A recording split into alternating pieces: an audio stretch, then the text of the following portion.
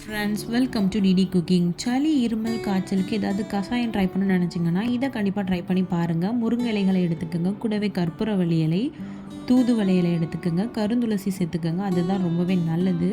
கண்டங்கத்திரி இலையும் சேர்த்துக்கோங்க, அது சளி இருமலுக்கு ரொம்பவே நல்லது.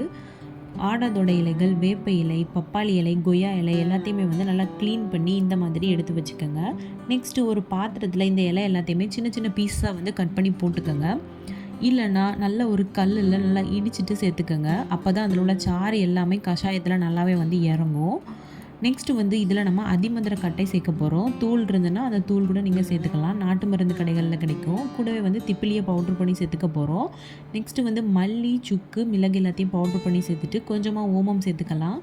பூண்டு சேர்த்துக்கோங்க. கூடவே கருஞ்சீரகத்தையும் சேர்த்துட்டு கஷாயத்துக்கு தேவையான வாட்டரை ஆட் பண்ணிக்கோங்க. நான் 5 பேர்த்துக்கு பண்ணுறேன், அதனால் 6 கப் தண்ணி சேர்த்துக்கிறேன்.